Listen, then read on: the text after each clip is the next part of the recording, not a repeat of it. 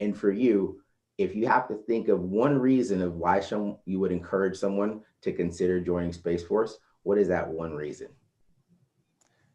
In one sentence, what I'll say is that this is a once in a lifetime opportunity to be involved in the creation of a military service.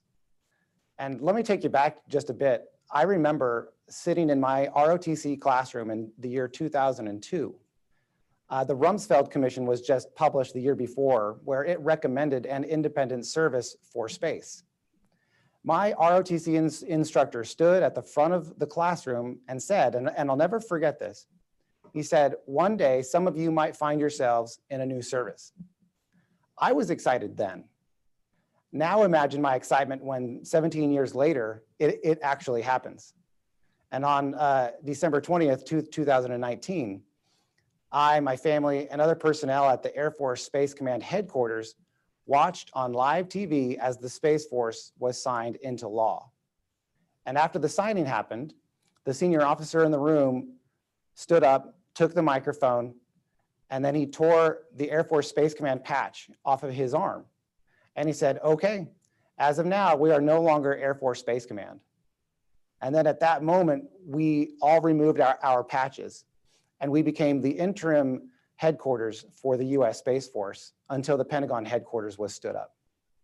Historical moments like that happen regularly in the Space Force. If you want to be a part of history, come and make your mark. I love that. Take the red pill, call Colonel Celaya, be part of space.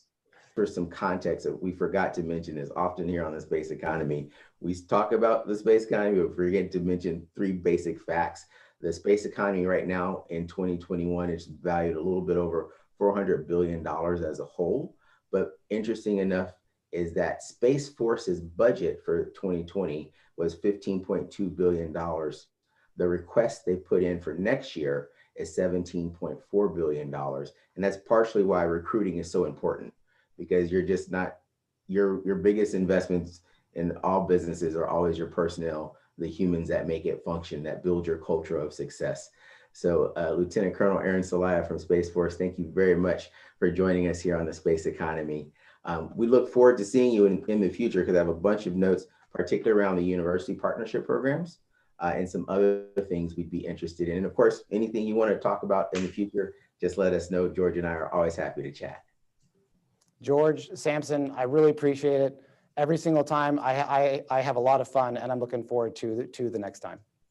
Awesome. See you guys in the next orbit.